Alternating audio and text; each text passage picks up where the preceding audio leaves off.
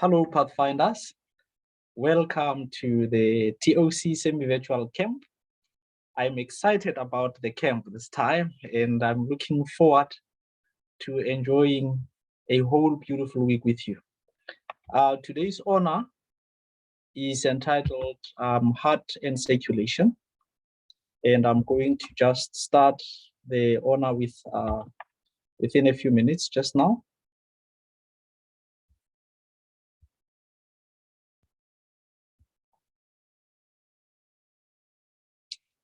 I do not have the powers to share. Okay, let's see. Let me share the screen. I'm going to just quickly start.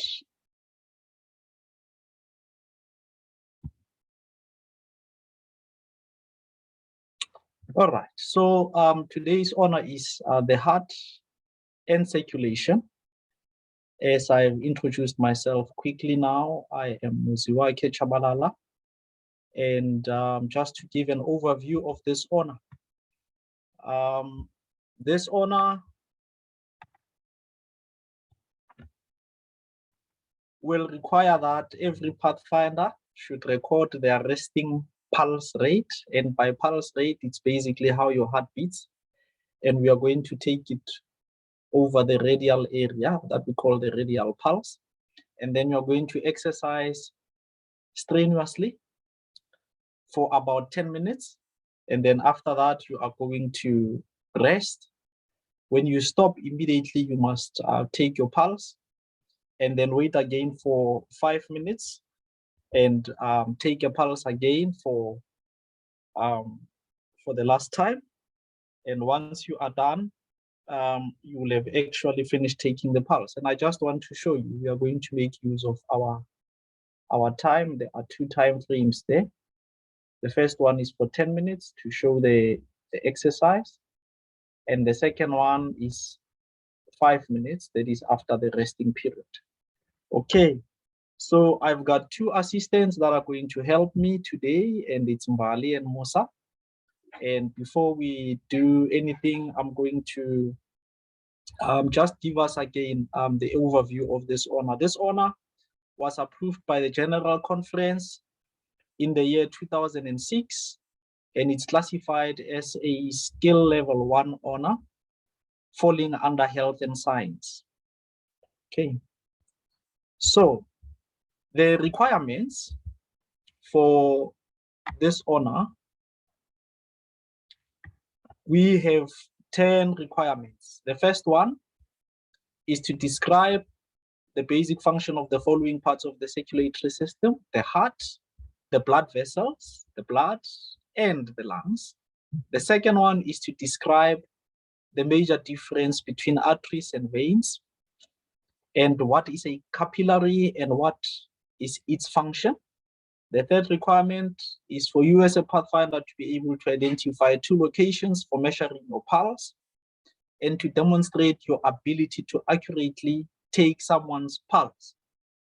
And the fourth one, it's the one that we started with, where you will be recording your resting pulse, then exercise strenuously for about 10 minutes and retake your pulse immediately after exercising and wait for 5 minutes.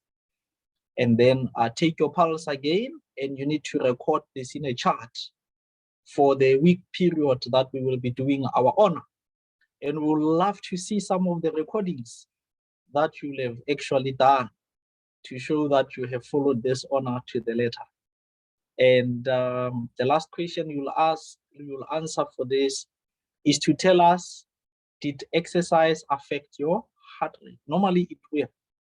The fifth requirement is to make a simple stethoscope and listen to someone's heart beat.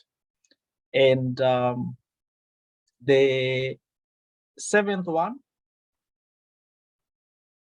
okay, the sixth one is to list at least 5 things you can do to keep your heart healthy. And you must put these things into practice if you have not already started doing so. The 7th requirement will be for you to answer what is cholesterol and how is it related to atherosclerosis. And the 8th one what is a heart attack and what are the symptoms of a heart attack, and how can CPR help. The ninth one, what is an ECG? This is an electrocardiogram or an electrocardiograph, and how is it used by a doctor. And finally, we want you to find 5 verses in the Bible that refer to your heart and to memorize any 2 of these verses. All right, so let us start with our honor requirements. Now, the key concept for this honor is for you to note that the heart is a muscular pump that has got 4 chambers, and it moves the blood through 2 main pathways. And what are these 2 pathways? The 2 pathways, they mainly help to maintain a stable body temperature, which is what we call homeostasis, the body balance. And we have the pulmonary circulation and the systemic circulation. These are the 2 main ones. All right. So the first requirement says, describe the basic function of the following parts of the circulatory system: the heart, blood vessels, blood, and lungs. So the heart is a muscular organ responsible for pumping blood through the blood vessels.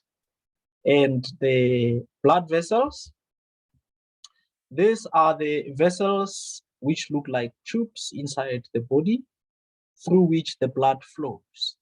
They function mainly to transport blood throughout the body. And as you can see in this picture that I have put for us here, on this side, you can see the heart. And basically the heart is the size of your fist, sitting at the center of your heart or of the chest cavity, and which we call the thorax. Okay. And the heart has got the right side, and it also has the left side. I'm just going to show you here.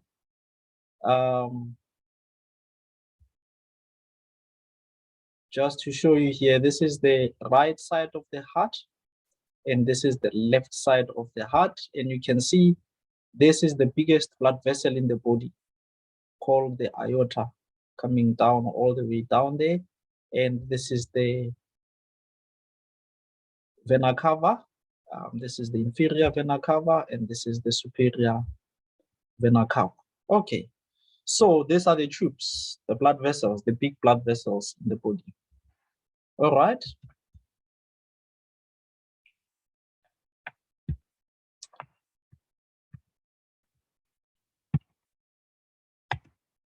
Now, the blood, when we talk about the blood, we are talking about a specialized fluid consisting of red blood cells. As you can see, these are the red blood cells. It also has got white blood cells, and it also has platelets that are suspended in a complex fluid medium known as the blood plasma. Now, the blood plasma is the lipid component of the blood in which the blood cells are suspended. It makes up a little more than half of the blood volume, and by far it has the most abundance of red blood cells, which we call erythrocytes.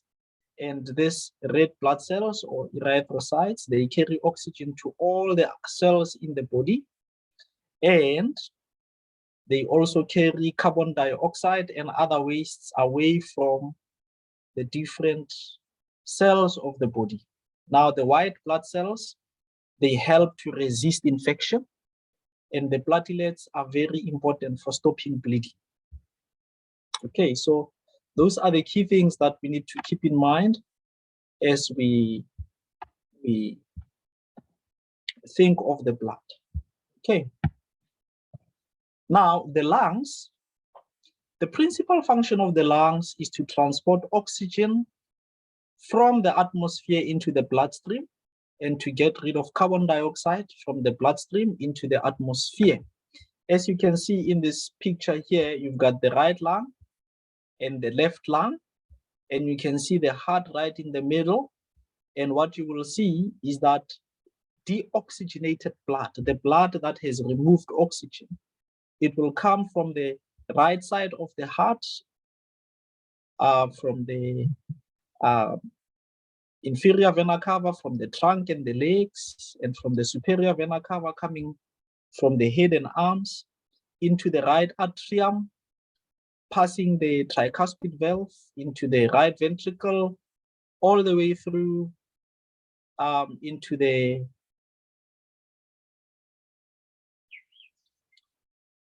lungs on the left side and the right side.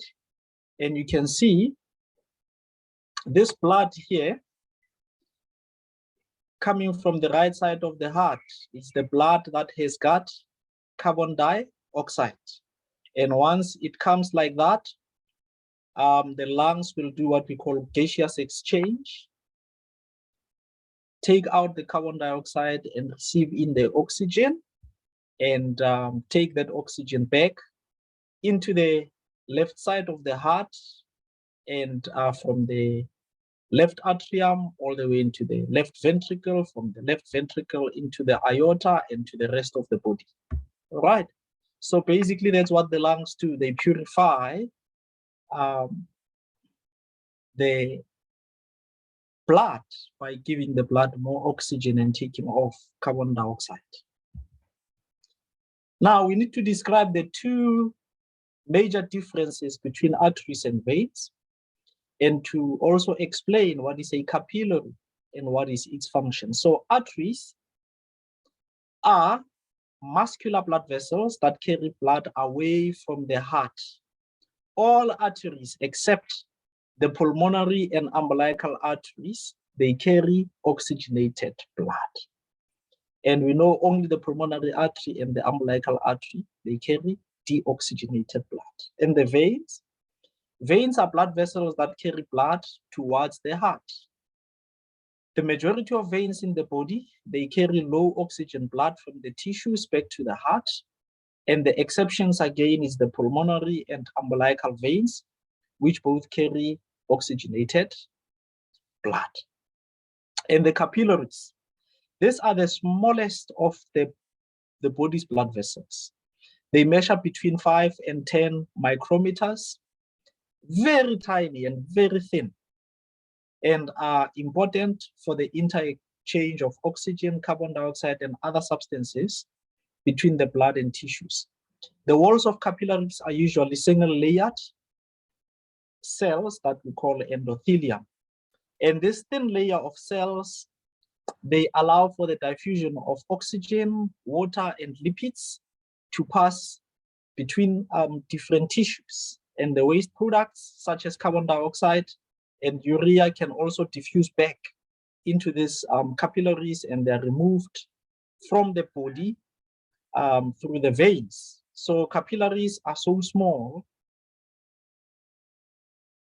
and the blood cells, they need to pass through it in a single file line. So capillaries, they carry blood from the arteries to the veins. And in this picture, I just want to show you veins, arteries, and capillaries. So if you can see here, this reddish blood vessel, it's the artery, and the bluish blood vessel is the vein, and it's reddish because of the red blood cells that are found inside the blood with this particular substance called the high molecule, making it red. And once the high molecule is released to the oxygen, becomes like what you see in the venules or the veins, it becomes bluish because the oxygen is moved. So the blood vessels are like tubes inside the body through which blood flows. They function to transport blood throughout the body. Okay. And you can see here, if I can just give you an example of capillaries. if you look at this picture of the hand, you can see this fine meshwork of blood vessels. This represents the capillaries that are found in the hand, and the bigger blood vessels, they represent here the arteries. Okay, so now the next thing that I want us to do as a requirement is to identify 2 locations for measuring your pulse and to demonstrate your ability to accurately take someone's pulse. Okay, now a person's pulse is the throbbing of their arteries as an effect of the heartbeat. It can be felt at the neck, and we call this a carotid artery, and it's one of the big arteries that we have. And the other one, you can feel it by the wrist. We call it the radial artery. That's where you feel the pulse. And behind the knee, we call this the popliteal artery. And on the inside of the elbow, we call this the brachial artery. And near the ankle joint, and there is an area that we call the posterior tibial artery. And there are a few other places. I'm going to show you a picture that will show the different areas where the blood vessels come closer to the skin and the bone. Now, the easiest place to detect the pulse are at the neck and wrist. And to detect it at the neck, you place your index finger and your middle fingers side by side slightly on the neck, just below the corner of the jawbone. So if this is your jawbone, if I can look by the side there, you place your hand there. Don't press too hard, as that can alter the pulse. And if you massage this area too hard, someone may actually pass out. Okay, so to detect the pulse around your wrist, again, you place your 2 fingers on the smooth side of the wrist and just a few centimeters below the thumb, like I've done there. And do not use your thumb, because the thumb has its own pulse, which you can detect, and you can mistake it to the pulse that you are feeling from your radial artery. All right. And once you can feel the pulse at either location, you can count the number of throbs or the pulsations for 15 seconds. If you count for 15 seconds, you will have to multiply by 4 for a full minute and to get the full pulse rate. Or you can count the pulse for 30 seconds. And once you have done that, you'll have to multiply by 2 to get the full pulse rate, because we measure the pulse rate as beats per minute. All right.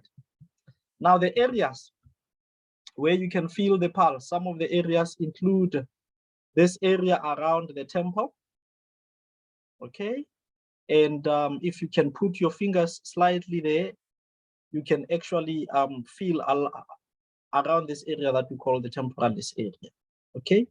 And then also you can feel around the area of the neck and the jawbone, as I've shown you.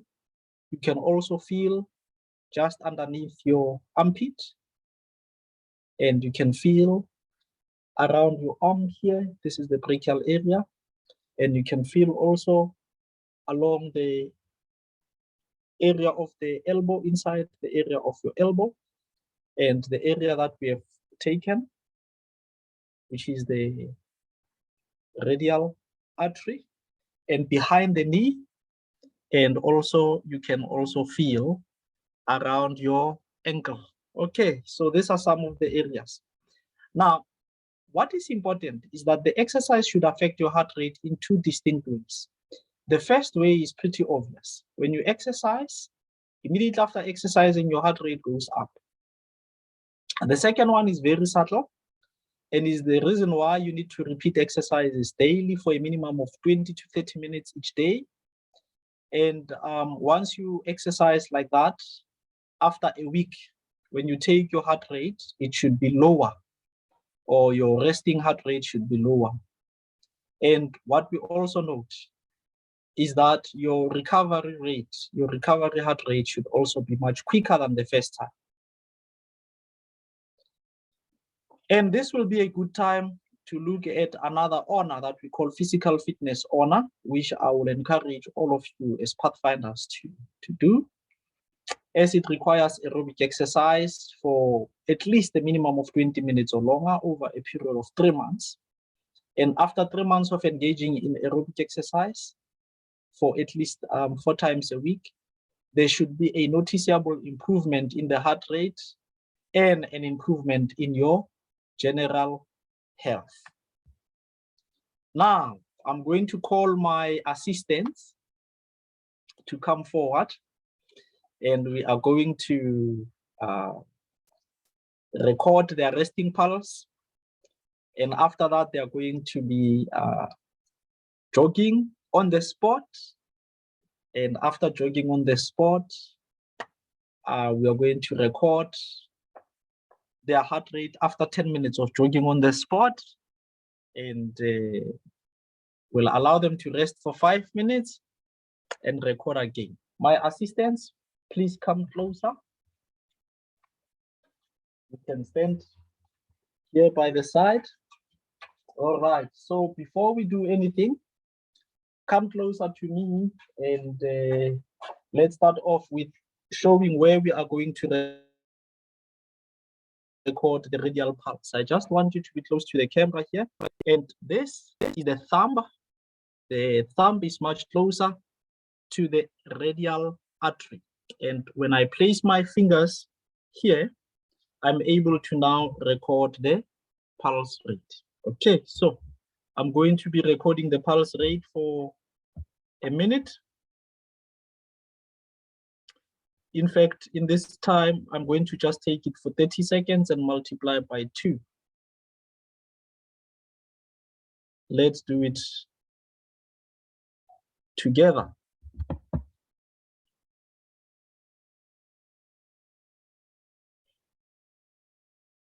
Okay, I'm going to start. Let your arm.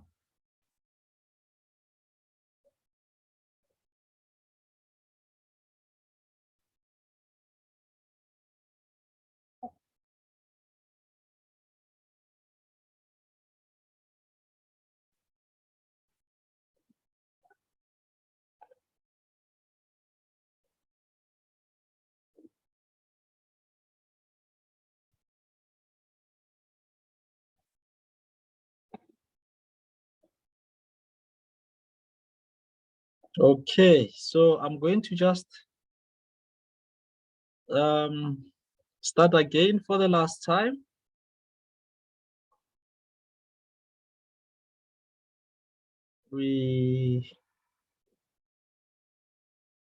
I've just made a mistake now in taking a pulse for much longer. Let's just start again. Okay.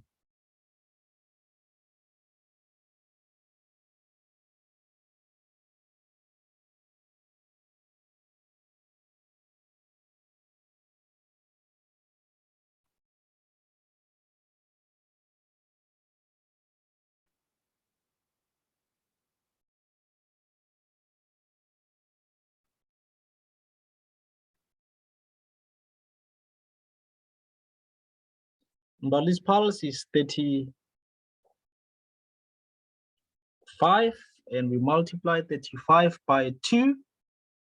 It gives us 70 beats per minute. And let's take my assistant's pulse. Here is another one. And in fact, for this one, we should actually request Mbali to take the pulse. Okay, I'm going to start for 30 seconds. You can stand here and relax. Just stand here and relax. I'm going to take your pulse for 30 seconds. Just relax.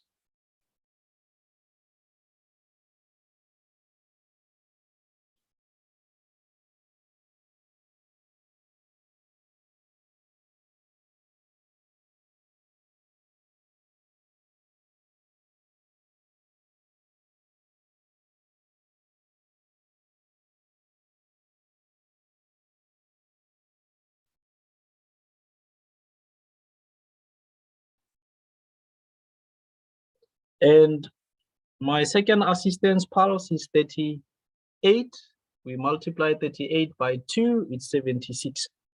All right, so can you jog for us there quickly? Let's see you jogging up and down. Go. 1, 2, 1, 2. Faster, faster, faster, faster, faster, faster, faster, faster. And I'm counting your 10 minutes now. You can move away from us to the further area. I will call you when your 10 minutes is up. And I'm going to measure your pulse. Don't stop. My two assistants keep going. All right, so you will have to record the pulse as I have done and continue to monitor it for the week. Now, the next one, I want you to make a simple stethoscope and listen to someone's heartbeat. Now, a simple stethoscope, it can be made by connecting the small ends of the funnel to a length of tubing. Instead of a funnel, you can use the top of a plastic soda or water bottle. If you cut the top of a water to use as a funnel, it will be a good idea to line the cut edge with a bit of tape folded over so that there are no sharp edges. Place the funnel over the patient's heart and you can put your ear on the other side of the tubing, and through that you can hear the heartbeat. Okay, so I'm going to just show you this video of making a stethoscope. Let's have a look.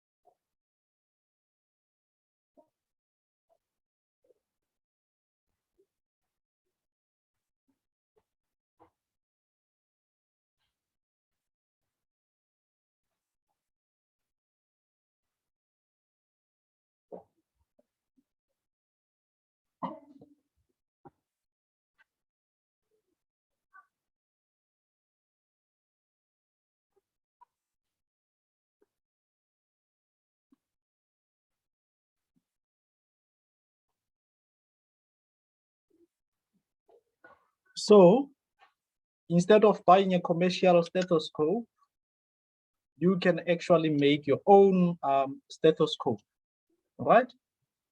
Now, the sixth requirement, we are still left with about 5 minutes and 35 seconds. Our two assistants are still exercising. All right. So the sixth requirement is list at least 5 things that you can do to keep your heart healthy, and to put this into practice if you have not started doing so already. So what are the 5 things that you need to do? Number 1 is to get regular exercise. Number 2 is to eat a healthy, well-balanced diet and avoid trans fatty acids, avoid hydrogenated oils, and avoid cholesterol. Number 3, do not smoke.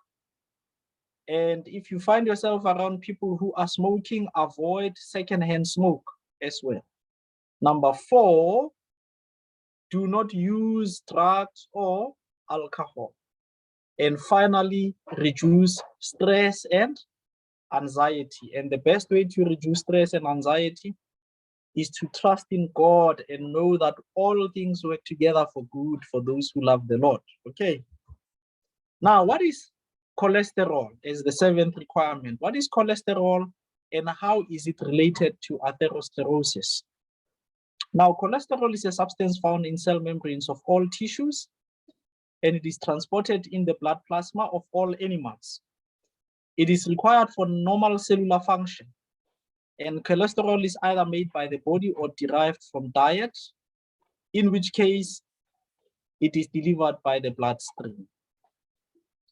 If the diet contains too much cholesterol, it will lead to a condition that we know as atherosclerosis. And this condition is a general term that is describing the hardening and thickening of the blood vessels, and particularly the large arteries. Okay, so this is caused when excess cholesterol is deposited on the inside of arteries in the form of a plaque. As the plaque builds up, the inside of the artery becomes smaller and smaller, and that makes the heart to have to work harder to pump the blood through. And sometimes these plaques, they build up inside the arteries and they can break loose. And when they do that, they can cause big problems. They can block the blood vessels in the heart, leading to heart attack or trans-ischemic attacks. And a loose chunk of a plaque in the bloodstream can lodge in the artery, and it can block major blood vessels through the body. Now, as you can see here, this is a picture of a blood vessel. And if you look at the outside part, this is the outside of the artery, and this inner red portion is the endothelial cells of the artery. And what you see here is what we call the lumen, or the opening of the blood vessel. And this lumen, you can see inside there is cholesterol. And we can see that cholesterol may lead to circulatory diseases that affect mainly the heart and the arteries.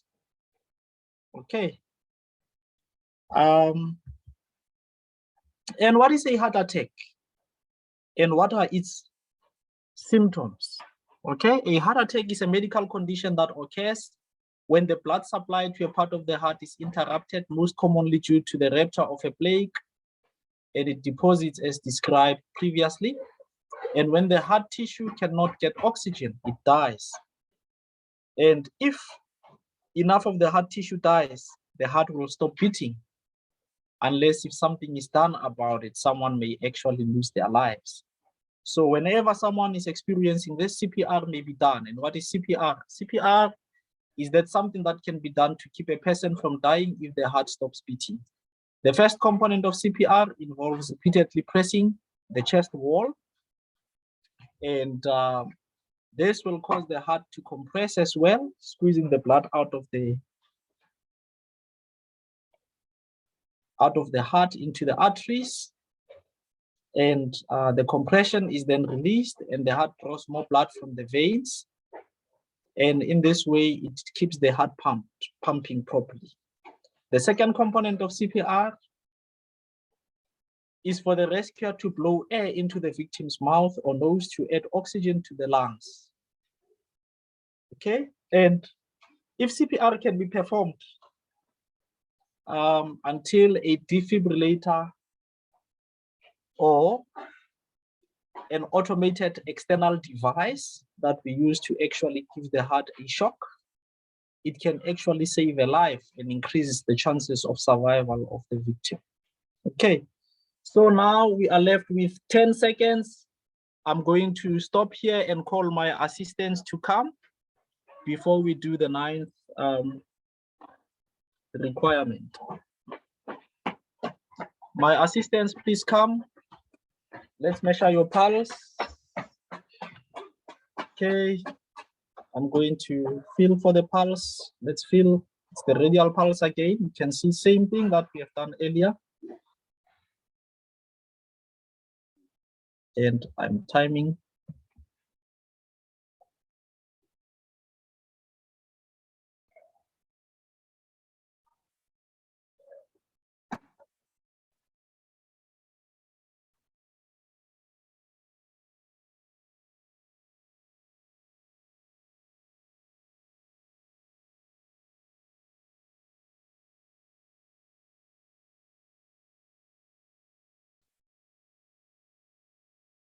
$61 times 2.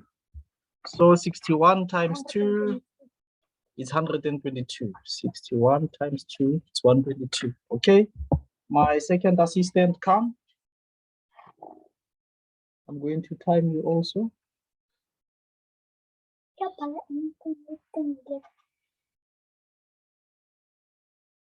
Okay.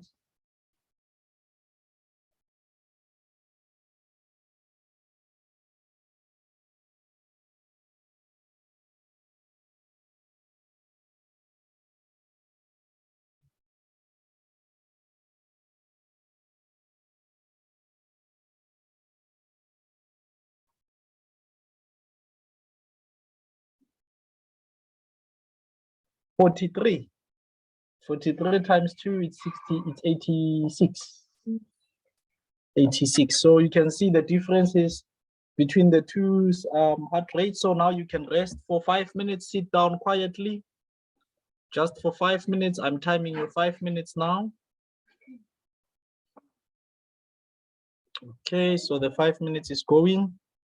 All right, and while we are waiting for them to rest for 5 minutes, we are going to do the last 2 requirements. And the next one is, what is an ECG and how is it used by a doctor? An ECG stands for an electrocardiogram, and sometimes it's abbreviated as EKG, abbreviated from the German electrocardiogram, and is a graphical representation of electrical activity of the heart over time. And this gives the analysis of the various waves that give very important information to the doctor about the cardiac rhythm, okay?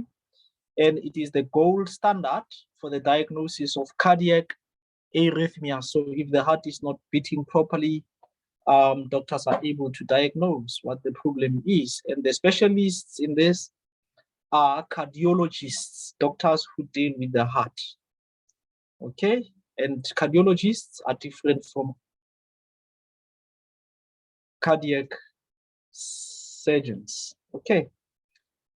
Now, what this ECG does, it guides therapy and helps provide a better treatment for patients who are at risk of heart attack.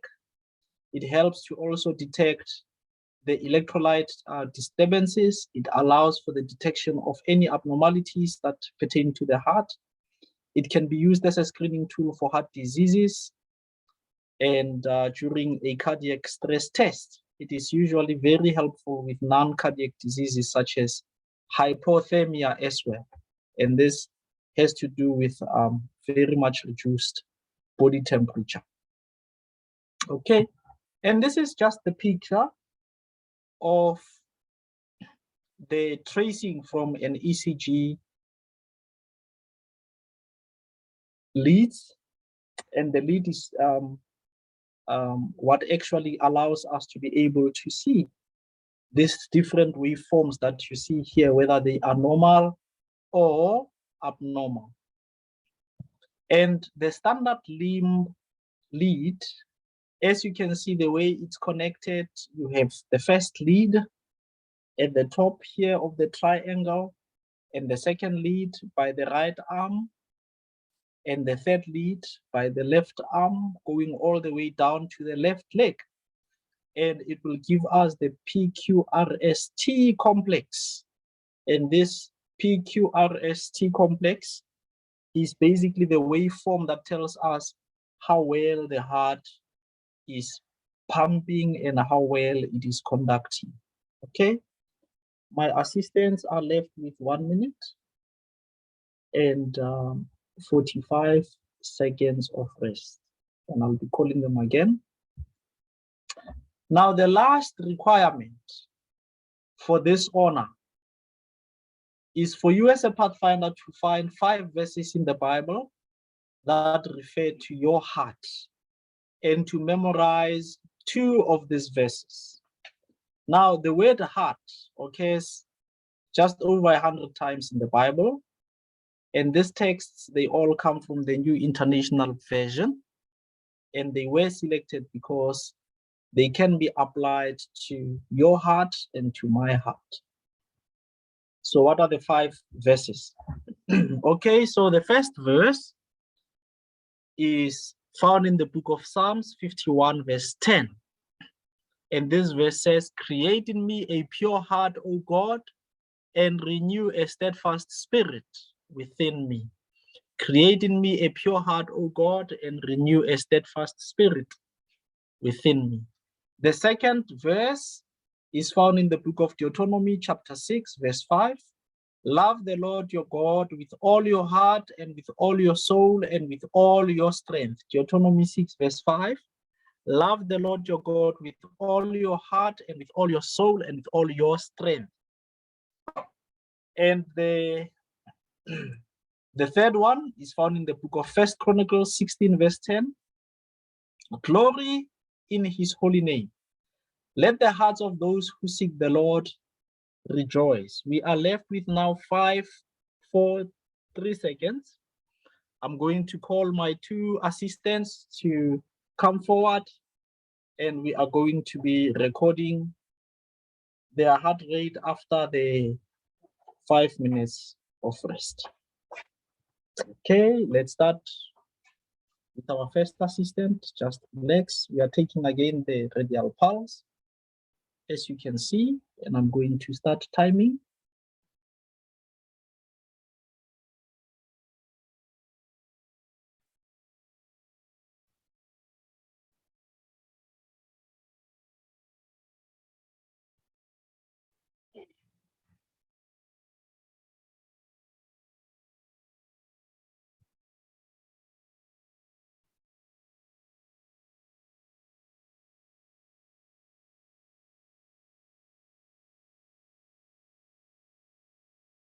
"47. 47 times 2, it's 94. So it's 94 beats per minute. So you can see now the difference after resting for 5 minutes. The pulse is still slightly higher. Let's check the pulse rate of my second assistant. And there's a big difference between children who are younger than 12. Can stand here for me, just relax a little bit. Let me start.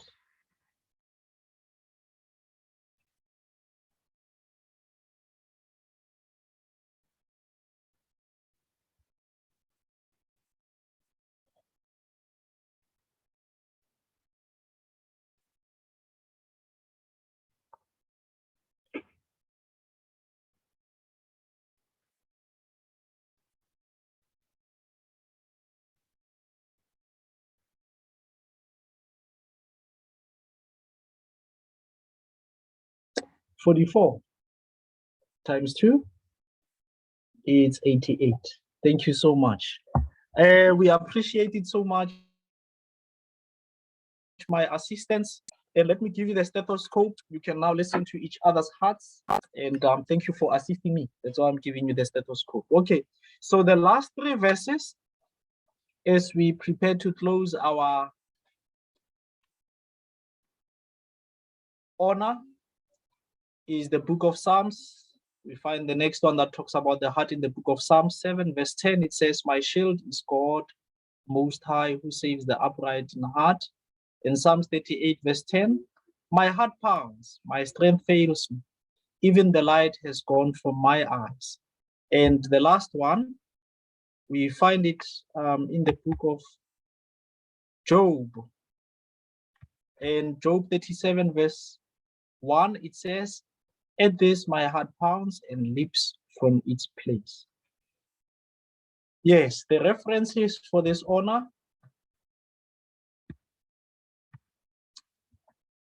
I used some of the pictures and material from the Eccles Health Sciences Library of the University of Utah, and from Pathfinders Online, and from the Cornell notes on heart and circulation, and from Biology Dictionary, especially the picture on the blood cell.